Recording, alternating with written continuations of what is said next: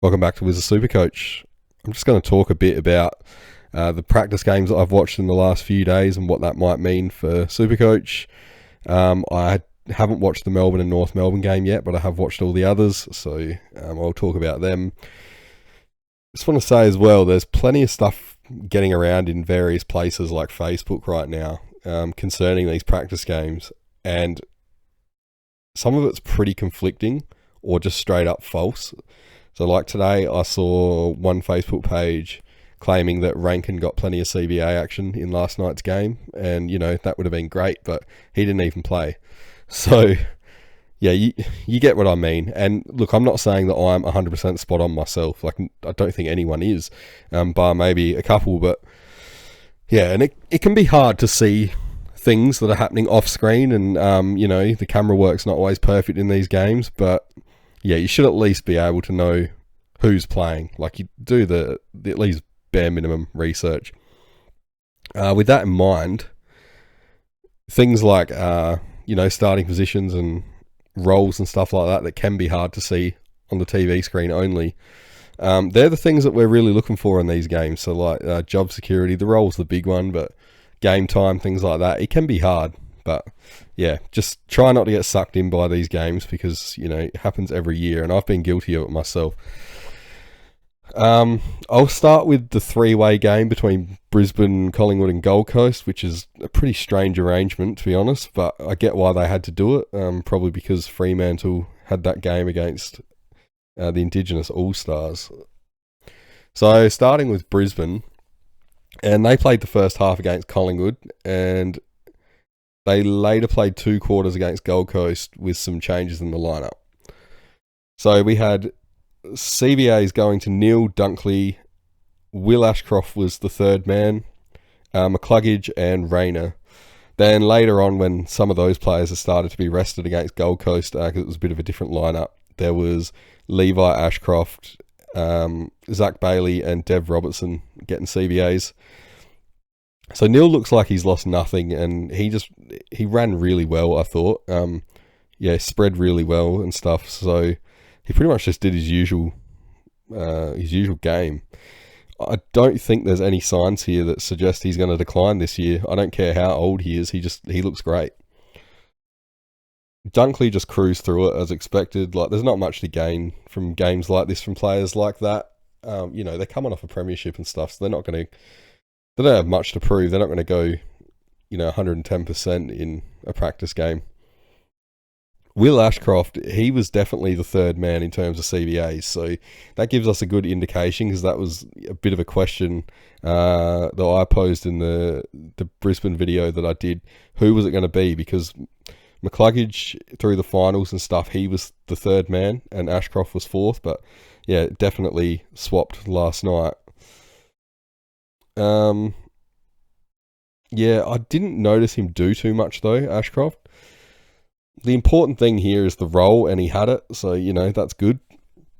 It's hard to care how he performed anyway in like a 3-way practice match sim game, whatever you want to call it, when we've just seen him a few months ago dominate the biggest game of the year. So, yeah, he's got the role.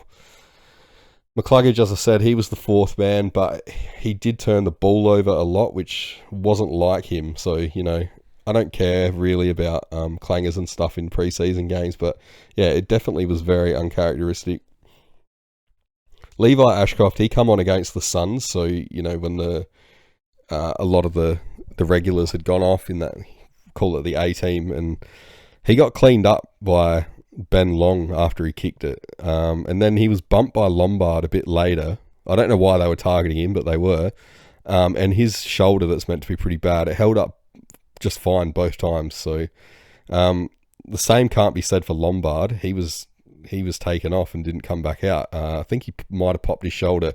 Haven't seen exactly what he's done yet, but yeah, I kind of thought that was not funny, but just Lombard seemed to be trying to intimidate other players, and then he was the one that came off second best. So, there's a bit of irony in it.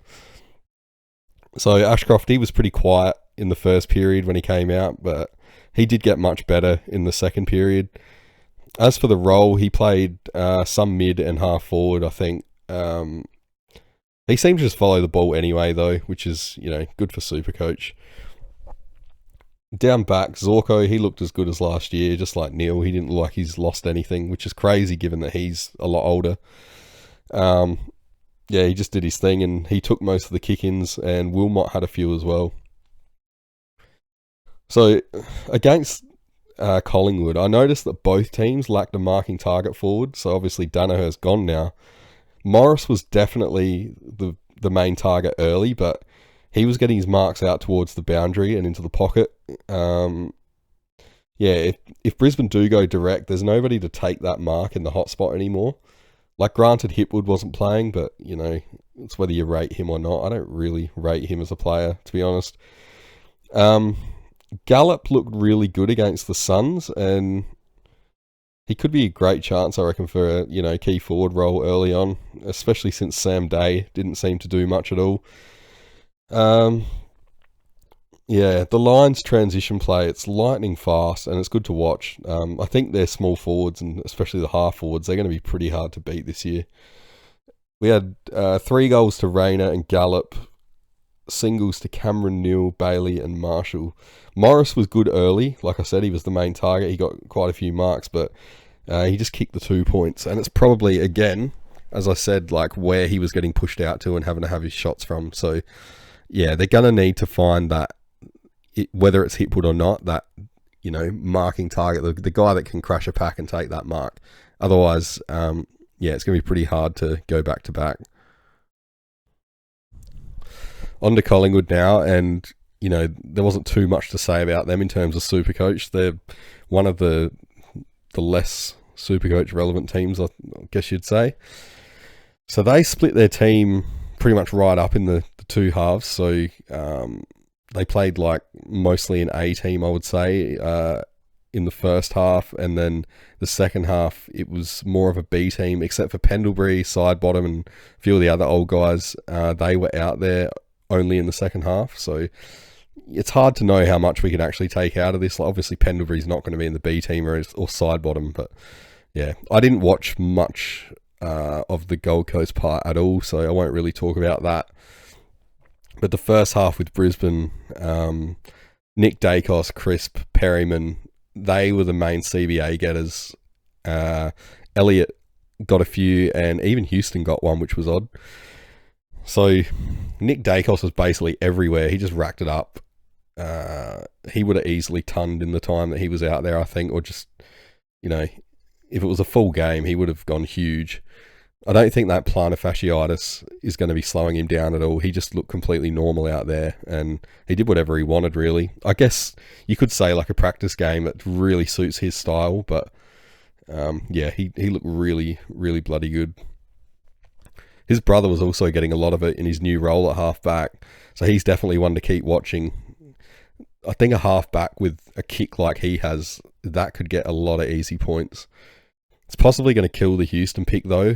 Houston was pretty quiet, and yeah, it appeared that Dacos was the go-to option. Like, they were definitely looking to give it to him more than Houston. And I don't think I saw Houston get any kick-ins either. Like, I may have missed them. As I said, I don't watch these games like every second of them, kind of thing.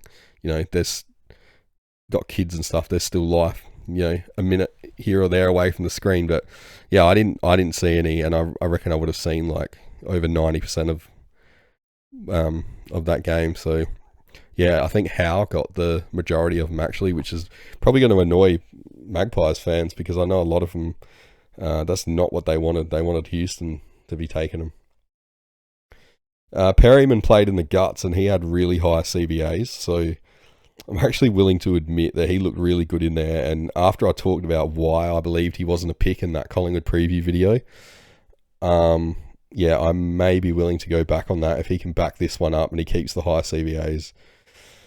A week is a long time in footy, that's all I can say. So yeah, keep an eye on him. My boy Cameron, he was great in the ruck, and I reckon he definitely had the better of Big O. He just gets around the ground really well, and he was intercepting and stuff. It's everything you want to see. I think I'm even more confident in him now, having watched that, and it's because he just finds so many ways to score. Like, he wins hit-outs, he follows up the ball, he gets those intercepts, I said. He's he actually hits the scoreboard a fair bit for a ruck as well. So yeah, given that he's only the 566k and the Tom DeConning pick looks almost dead after today, yeah, I think Cameron, if he's not, he should be a popular pick. In terms of goals, it was Will Hoskin-Elliott, Schultz, Elliott, and Nick Dacos with one each. May have missed one or two there. It sounds a bit low. But yeah, this game, I don't think it told us much in terms of Collingwood. Like, regardless of the score, I still think Collingwood will easily be back in the 8 this year. They'll possibly contend for the flag.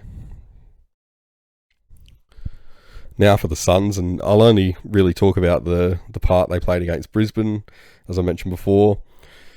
Rao, Anderson, and Graham got the large amount of CBAs. Keep in mind that Tuke and Flanders didn't play. Not that I really expect Flanders to go through there too much, but yeah. Humphrey and Rogers, they also got a few. So it would appear in terms of the order, nothing really has changed from last year. So it still looks like it'll probably be Rao, Anderson, and Tuke, and Graham's going to be that fourth man. And then outside of the fourth man, they don't really use anyone at all consistently. So yeah, probably more of the same, I would say. Rao did really well, and I even saw him gain some outside ball, which is pretty rare for him. So yeah, he looked to be resting forward at times, but his set shot goal kicking is pretty bad. So I don't know how much that will continue. Anderson he was cruising, and Graham impressed me. He's a really good tackler, but I don't think he's a pick at all, unless one of those main three find themselves injured, because then he's the next guy up, I would say. But yeah, he's a bit of an awkward price. Another thing that stuck out to me, the entry inside 50 from the midfield, it's still an issue. Like, it's mostly just hack kicks to no advantage, and I don't think King even had a touch in the whole half, and it's probably partly because of that. Now, this might explain why they're quite erratic with their scoring in the midfield at the Suns. In fact, I'm sure that's got something to do with it. It's also probably why they're finding it hard to win games, but why that only happens away from Metricon and Darwin, I have no idea.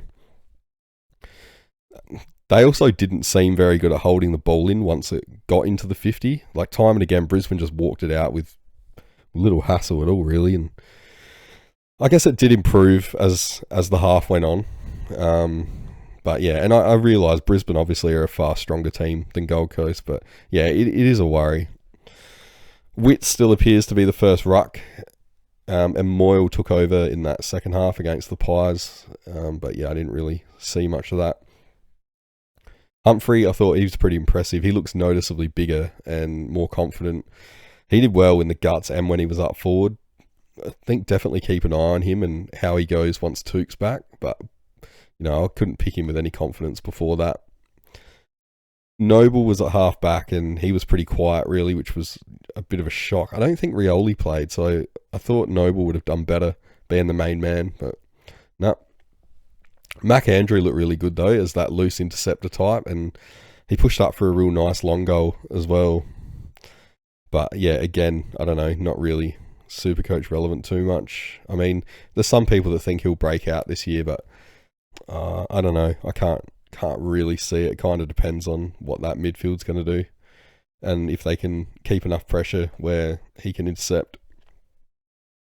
Buderick took the majority of the kick-ins. Is it Buderick or Butterick? I don't know. I don't care. I thought Lombard was pretty disappointing. Like, I know he's only a kid, but he came with high raps, and to be honest, he just looked more interested in trying to intimidate and rough people up than actually going for the ball. And now he's possibly injured his shoulder because of it after that Ashcroft bump. So he had to leave the field from that, and he didn't come back.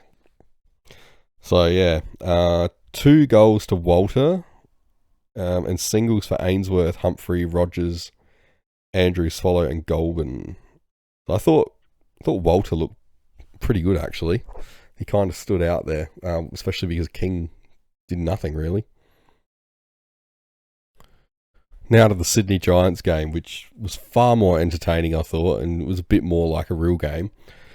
Sydney obviously won easy, and I don't know, at times they looked like they were dominating, but then the scoreboard would kind of just was like a rubber band. Like GWS would just stay with them, and at other times it looked quite close in terms of gameplay. But yeah, in the end it was fairly easy win, and they look to be emulating Brisbane with that really fast and direct ball movement. And I guess, after the grand final, they know better than anyone how it can hurt you. So the only problem is that's not the greatest style for Supercoach, I think. It's not, there's not a ton of possessions going through there in the build-up. But, it's entertaining at least, and we know it works. So the main CBA trio for Sydney was Heaney, Rowbottom and Warner, and they were in there a lot. Sheldrick was the next guy. He got quite a few. And then after that, it was, a few to McInerney, Adams and Goulden. There was no Mills, though, so I expect Sheldrick will probably drop down to the fifth man there. At best, I would say. I still think he's a pick. He looked really good and stuff, especially when he was in the guts. If he's still named when Mills is back, then I'd lock him in because he's a good scorer. We saw that in, 2023. Heaney was great as well, and he looks, I think, just set to pick up where he left off last year. Caleb Mitchell was playing, he started on the wing with Goulden, and then James Jordan was the third man in that rotation. But yeah, Mitchell played like the whole game there. He looked pretty good actually, so one to keep an eye on, although, yeah, I don't know if he's got great job security or anything. I didn't notice Roberts much at all, like he was playing half back. But according to most of the Facebook posts I've seen, and remember that they're, sketchy at best, but they all seem to say that he found, a bit of the ball. So I don't know, but it didn't pass the eye test for me. Florent looked to be the guy that they were going to coming out of defence, and I don't know where Florent was actually starting, because, you can't see when the camera pretty much instantly is zoomed back in on the centre bounce after the goal. So yeah, it can be hard, but I assume Florent was coming off of the other half-back flank, and yeah, they were looking to go through him more, and that's why Roberts had the limited ball that I saw. It's not the end of the pick though for Roberts. There's a long way to go yet.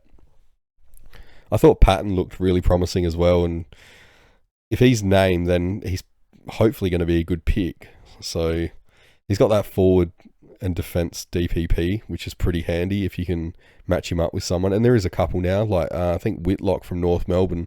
I don't know how he went today because I haven't seen that game, but it could be a good link there. I think Patton could also be a sub-risk as well, but yeah, another wait and see. Grundy rucked most of the time with Laddams as the chop out. I think Laddams is going to be gone from the team once McLean comes back in. Grundy, I thought, had the better of Briggs, although Briggs was pretty good. I think Cox is trying to keep Amadi forward full time and away from the ruck because, we know Sydney last year, they kind of struggled a little bit when it came to the crunch in the key forward stocks. But yeah, Amadi looked great and he kicked 6 goals. So yeah, the other goal kickers were Campbell with 4. Now he was kind of everywhere, and unfortunately he's not really Supercoach relevant. He doesn't have like much of a defined role or anything that I could see. He was just kind of, wherever he was getting it, but he was kind of everywhere and nowhere at the same time, if that makes sense. Plus, pre-season game, it suits his style of play. So we've seen in the real season, he can kind of go missing pretty easy, but he's pretty talented. So yeah, I'd at least keep an eye on him. Everyone's somewhat relevant in February. Single goals to Heaney, Goulden, Jordan, Adams, both Warners, Grundy, Haywood, and McCartan, who was trialled forward. So yeah, Cox has obviously identified that lack of key forwards. I don't know when Logan McDonald's back, but surely he's better than McCartan. So for the Giants, the CBA getters were Kelly, Bedford, Callahan, and then it was pretty much those three for the most of it. And McMullen and Daniels had a few. There could have been more, but they were the 5 that I noted. Callahan looked really, really good in there. If he can keep up those high CBAs, once Green is back, then he might just be a pick actually. So yeah, just got to wait and see what happens when Green's back. But he did seem to like that contested ball, and he's a big boy. Yeah, it was good to see. So before, like as I said before, even though I think Grundy had the better of Briggs, Briggs did look good, and I actually think there is some value there. There's quite a few people saying it. It's just a question of how much you think there is, and if it's worth it in terms of a pick. Yeah, he finished up early in the last quarter. Obviously, nothing wrong with him. They just probably didn't want to risk him or whatever. But yeah, he did look good. He wins clearances and things like that. Just a different kind of ruck to Grundy. Grundy's a bit more athletic, but yeah, I can definitely see the merit in wanting to pick Briggs, to be honest, especially with, the Tom de Koning thing from today. I thought Stone was good off half back, so he should be a popular rookie if he gets named for the real games. It was interesting as well to see Callan Ward starting on the wing, and I think he was there for like the whole game pretty much, and not in the CBAs that I saw. So they're obviously trying to move towards that younger midfield now. It makes me wonder, like, where is Cogs going to play when he comes back? The last thing you'd want if you're a Giants supporter or a Callaghan owner is for Green to come back and then Cogs to come back and Callaghan gets pushed out or gets low CBAs. I thought Angove was really impressive on the wing. He's really lightly built, but he just contests everything. For some reason, he really reminded me of Nat Fyfe when he first started, and yes, I'm unfortunately old enough to remember that. So yeah, he could be another decent rookie pick, I reckon. You kind of got to think outside the box because there's some rookies are going to drop off, the ones that we think might be there. It happens every year, so yeah, you got to keep the options open, and there's another one.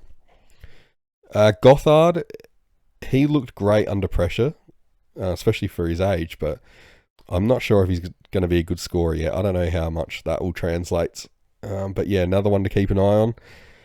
Ash seemed to get quite a bit of the pill, but it was hard to know, again, like where he was actually starting because, as I said, the camera, it gets so zoomed on the centre bouncers, so you can't really see outside of who's really got the CBA and the wings. That's it. I think he might have been off a half-back. I'm not sure.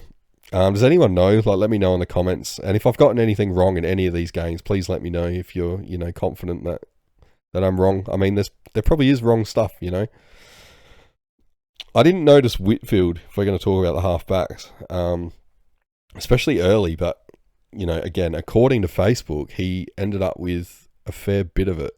The role was definitely the same, though, and that's the important part. So, if you're going to pick a Whitfield, who really cares what he scores in a practice game? He's going to do what he's going to do once the real thing is on. Like, their game plan is literally get him the ball. So, I wouldn't read into it. Hogan had 3 goals. He wasn't too bad. 2 to Angove, which was really good. And Green got 2, I think. And then there was singles to Daniels, Jones, and Cadman. I think Cadman didn't come on until late. I could be wrong, but I didn't even notice him until like the last quarter. Yeah, I think maybe they went with Riccardi over Cadman because I noticed Riccardi was playing the second ruck role. We'll go on to the next game now. So this was obviously my favourite practice game of the round. Not even being biased, it was genuinely entertaining, and it was, as far as a pre-season game goes anyway, but it seemed like the Sydney one a bit more like real footy. So apart from the fact that the game was 6 periods, but both teams played their A team in the first 3, and then Crom replaced everyone at 3/4 time. Port still had a few of their A graders out there for a while into the 4th, but yeah, they gradually went as well. So I'll only be talking about the first 3 periods where it was A team versus A team. Crom got the chockies, by the way. Just had to say that. Not that it matters. So yeah, the Crom CBA split, that was interesting to say the least. Crouch, Peatling and Saligo started in there at the first bounce. And then Dawson and Draper came in later. After getting that first CBA, Peatling then spent like the rest of the quarter up forward. Nix is such a terrorist. Like, I don't understand why he does this shit. So Peatling got more CBAs in the following periods, and he spent normal time, I guess, in the midfield after that. But that first quarter, I just hope this isn't going to be a trend. Nix, he definitely likes to take the logical thing to do and then just throw it in the bin, especially if it's looked good the week before. I can't understand it. So my only hope is that he was trying to see if Peatling can function as a resting forward rather than going to the bench. Who knows? That's probably just me, trying to be optimistic. Peatling, though, when he was in there, he did do well. I think from what I've seen, if you believe them, the Facebook reports, apparently he scored pretty well, actually. Dawson was the one who seemed to be in the direct rotation with him, so Dawson was resting forward, and so obviously he played mostly midfield in that first quarter, and then probably had less as it went on, but he was incredible the whole game. He's found his way into my team now, I think.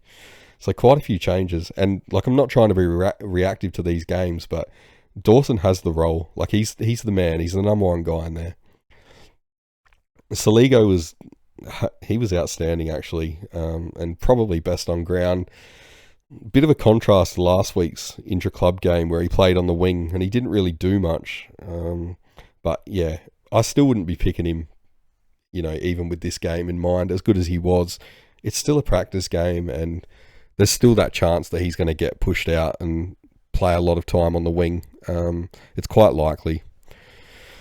So Draper got quite a few CBAs in the end, but to be honest, he didn't do much, or at least not that I noticed. It could be a sub-risk, I think, and yeah, once the real games get here, not going to write him off yet. Even at 190k, he doesn't need to do a hell of a lot to make the money, but oh yeah, I don't know.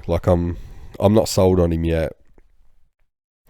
Unfortunately, my man Keys, he was pretty quiet, but it's that same role he usually has, so it doesn't rule him out yet. I just can't get past that 106 post buy, and it's in that role that he's played in the intra-club and yesterday. Curtin, another frustrating one. So he got better as the game went on, he got more into it, but it was definitely a worry to see that he spent more time on the wing with Jones and Dowling, kind of like a three-way rotation, I guess. Another Matty Nix masterclass in action there. Curtin looked really good up forward last week, and then Nix has got to try and stop that because, we can't have that. Worrell looked $1 million in defence, especially early. He was taking intercepts and he was just everywhere. The breakout's definitely a possibility. This is the second game. I mean, it was an intra-club and then, the Port practice game, when I say second game in a row, but he's just looking really, really good. That's all I can say. He's doing it all. Hinge also got a lot of it across half-back, but keep in mind, Cumming didn't play, so I don't know what that really means. They're kind of rotating Hinge, Cumming, Miller all through the wing and half-back. Miller at half-back, he was pretty good, actually. He's half tempting me to pick him. I'm still holding out because I just can't trust his body at all for more than a week or two, if that. But yeah, it's, he's had a spotless preseason, it seems, and yeah, he is looking pretty good, I have to say. Murray had the majority of the kick-ins. Miller had a few, which is good. Hinge took a few. I know there's actually some people out there that are talking about picking Hinge, which is an interesting one. I wouldn't be because, they're quite uncertain, as I said, through that half-back and wing role. They kind of share it around a lot. So for that alone, at 503k, I would not be picking him. It's a bit different for Miller, who's half that price. The goals were 3 to Saligo, I think, 2 to Tex and Thilthorpe, and 1 each to Rochelle, Dawson, Jones, Curtin, and Keys. So I'll move on to Port now. There's a bit less here to talk about, I guess, but yeah, they look to be a closed shop in the CBA department, as they usually do. It was Butters, Rosie, Horn Francis, Wines, and Drew. They were the only 5 that I was seeing getting the CBAs. Crom seemed to beat them in there, and who cares? It's a practice game, but yeah, Horn Francis, he was easily Port's best player, and he was pretty close. He would probably been best on ground if it wasn't for Dawson and Saligo went crazy, but yeah, the other 4 in the middle, they were just cruising, I think, but as established players, it's no surprise or any worry. You don't want them going hard, and imagine Rosie getting injured or something in a practice game. Port supporters would be pretty pissed off. I mean, they are most of the time anyway, but yeah, they'd be extra pissed off. A huge issue for Port, there seems to be their lack of height and defence now. So Radaglia and Zerk Thatcher didn't play, they're injured. So then they had to rely on, well, they had Bergman on Tex early, if that tells you anything, and Burton was on Fogarty. So huge size mismatches there. And to be honest, I don't think the Crom, they didn't take nearly enough advantage of that. They could have really forced the issue, but they didn't seem to do it. Probably to Port's credit, they did all right in the end, considering they were so small in defence, I guess you'd say. But this is the main thing that's making me predict Port are going to slide this year. So obviously their midfield's great. Like, I rate it. It's incredible, but it's the other, like the forward and back line that really lets them down. And now they've got this undermanned defence. For how long that is, I don't know, until Zerk Thatcher and Radaglia get back. But yeah, they want them back quickly because it ain't good. So yeah, as I said before, Horne-Francis, he was easily Port's best, and he looks like he's going to go to another level this year from what I've seen. I can't even really tell you. It's an eye test thing. Just watch him and you'll see what I mean. Like, if you watch the game, you definitely know. Farrell was in that half-back role. He was taking kick-ins too, which is good, but he didn't get much of the ball, and neither did Burgoyne, oddly enough. I just don't think that we're going to see one player take that vacancy left by Houston. I think it's just going to be a few different players all kind of covering it. So yeah, I would look elsewhere. I don't think there's much point anymore in trying to work out who it's going to be, because I just don't think it's going to be any of them. Up forward, Berry and Richards, they're both pretty lively. Good to see. I don't think Berry did anything to suggest he's not going to be a decent rookie pick. Yeah, I wish he was like 113k instead of 140, but even still, that's alright. Power Pepper, he wasn't bad either, considering how long he hasn't played. So he should be a pretty good cheap option as well. I think he's like, 180k, something like that. We've seen it before. He should be able to make the money. Yeah, Port love him. If they're going well, he's going well. Or actually, might even be the other way around. I don't know. That's what they say. If anyone was looking at Sweet in the ruck as like an R2 or something, you would not have liked what you saw. He was pretty easily beaten by Rob all day. And like, I know Rob can nullify opponents really well. He's one of the most restrictive rucks. Actually, I think he might be the most restrictive ruck after that video I did on the rucks. But he didn't just nullify Sweet. Like, O'Brien actually looked elite. And I don't think it's because O'Brien suddenly turned a corner. I think it's because Sweet was just, he was pretty bad. Yeah, that's all I can say. Let me know in the comments if you watched it, what you thought of that battle. But yeah, it looked pretty one-sided to me. I missed a few of the later Port goals, but I had Burn Jones for 3, who looked pretty good up forward. And then Rioli, Rosie, Richards, and Lukosius for singles. And Lukosius at times looked really hard to handle, but he's so patchy. Like, he'll bob up and have a few shots at goal in the space of a couple of minutes and looks unstoppable, and then he just goes missing for like a whole quarter or more. So, yeah, not Supercoach relevant, but just in a more general footy sense. I don't think that he's the missing piece that they're looking for, although he should do pretty well. I'll jump to the Saints and Carlton game now. As I said, I didn't get a chance to watch the North versus Melbourne game yet, so I'll probably do a separate video for that later. But yeah, the Saints and Carlton game was pretty hard to watch after probably a pretty decent first 10 minutes, I guess. You kind of come to expect that from a game where Ross Lyon is one of the coaches, though. Yeah, it was one of those games where it was like, what's that religious thing where your eyes start bleeding? Is it like stigmata or something? I don't know.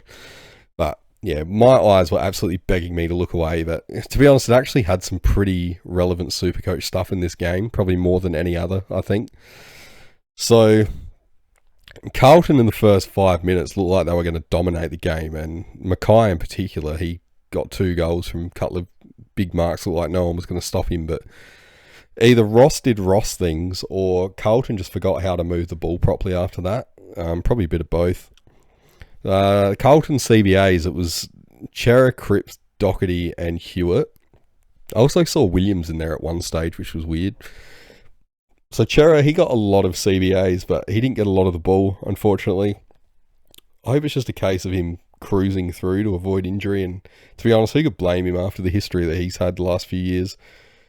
Doherty, on the other hand, though, he had a lot of it in there and he looked great. It's just a bit unfortunate about how awkward his price is and that he's mid-only. If he was backline, yeah, he could be a go. The biggest story in the middle, though, it was Pitto at the first bounce and TDK was starting forward. Obviously, they had him up there because Curnow is injured and didn't play.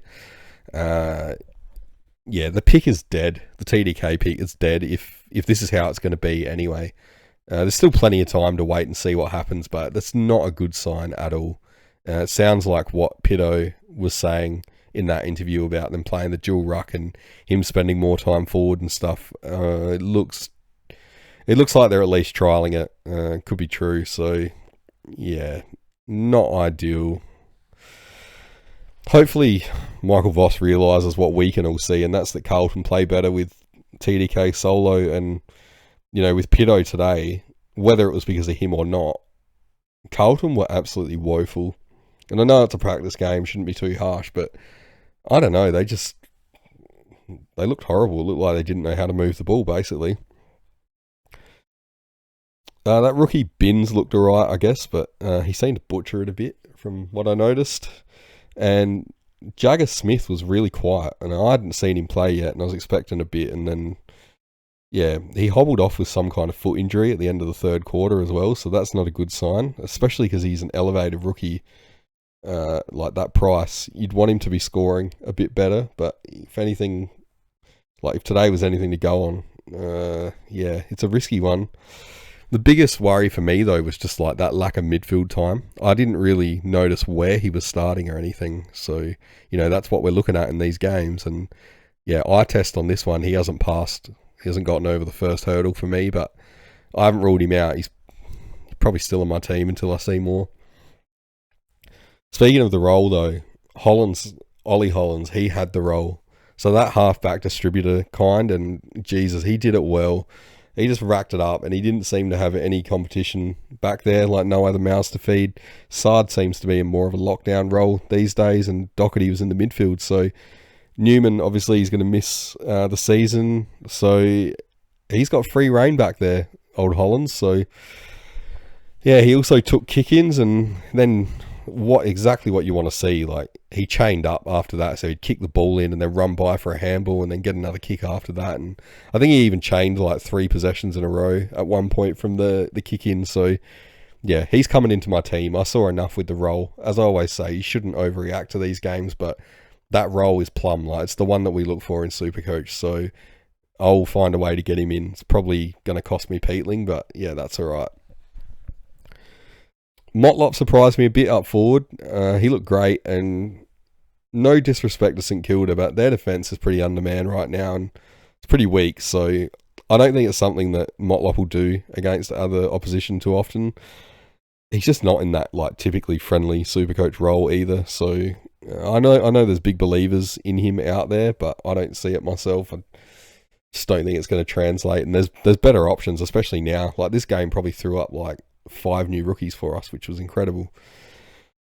The goals were Mackay and Motlop with 2 each, and then TDK, Chera and Campriali with 1 each. And I can't remember which Campriali brother that was, or twin, or whatever they are, but it was one of them.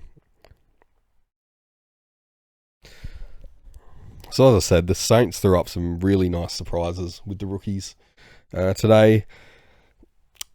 But yeah, the CBAs, it was Steele, McRae, Garcia and Boxshall mostly. So Boxshall was one of the big surprises. Steele looked huge, and if he was cheaper, I'd be tempted again. Like, I owned him last year, and I think he had a really underrated year last year. Like, he averaged 108, and I mean, I got him in, I think I've got him for 530 or 540k or something, and then he ended up like the 13th ranked midfielder for total points. So like, for that price, I'm not worried about that at all. I think it was good. Like, don't get me wrong, there was weeks where I wanted to tear my hair out if I had any left, and he was scoring 80s and 90s and stuff, but that's as bad as it got. He had that 108 average. So anyway, yeah, he should still score well this year. He's got those guaranteed high CBAs. Probably, I think he's got about the highest CBA average in the AFL, just off the top of my head. I could be wrong, but yeah, like, there's always going to be guaranteed points there. I'm not saying pick him or anything, but he's still worth considering, especially now that he's bigger again. Because if you remember that year where he really dropped off, it's because he slimmed down a heap and he just wasn't winning as much contested ball. So yeah, he's back to being huge. McRae looked good in the contest, but he's definitely lost a lot of speed on the outside. Not that he was ever particularly speedy anyway, but yeah, it showed today. But he's another one. He's got those high CBAs coming his way. So yeah, I'd lock him in just because his contested work's still so good. Like, he impressed me today. Very confident in that pick now. Garcia was surprisingly great in the middle, especially early on. Like, he was absolutely involved in everything. He had high CBAs, and that should continue with Philippou out injured. And he's another one like Hollins, who I just saw enough of the role today, and I'm trying to get him in my team. So next time I make like a team update video, I think it's going to be quite different to what the last one was. Not just based on these games or anything, because as I said, I don't try and react to them too much. But yeah, when there's a couple like this, like Hollins and Garcia, you can't really ignore the role. You just got to get them in, I think. It was good to see Boyd. He was the main ruck with Marshall not playing. I thought he held his own really well, and I've seen estimates, most of them on Facebook and stuff, that they're all around the same. So I think that's pretty accurate. They all say that he got around the 90 mark. That's all we need him to score. Like, actually, at his price, we don't even need that. But yeah, it'd be nice if he averages 90. Like, even if it's for a short time, that's good. He'll make the 150k in no time. But yeah, as much as I say don't trust the Facebook thing, yeah, they all kind of said the same, and it passed the eye test. He did look good. Boxshall was the standout for me. I'd never even heard of the kid until today. He was doing it in the middle and up forward. He was just into everything, and he looked good doing it as well. Like, he wasn't just one of those, he was in every contest. Like, he was actually doing something in every contest. So he has to be considered, I think, if he's named round one. And after today, I think Ross would be insane to not name him. Like, the kid just looks so good, and Saints have a fair bit of filler, I think, on that list. So, it should be pretty easy to give him a game. These are those kind of rookies that they pop out of nowhere this time of year, and it's what keeps us alive this time of year when it starts, the cupboards start to get bare. So, yeah, I loved it.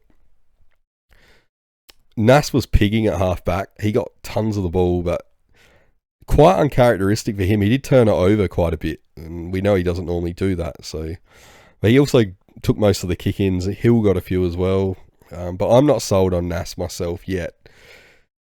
He's not been in my team yet. I say yet, it makes it sound like I might pick him up. I probably won't. I don't know. There's just something about the pick that I don't have that confidence in him. I want to wait and see where Sinclair's going to play. And then see how Nas goes with Sinclair back. But if that's not till round one, then I'm not interested. I'm not taking that risk. There's plenty of good options around the place. So a few more rookies: Hull, Hasty, and O'Connell. They all look pretty good. So keep an eye on them.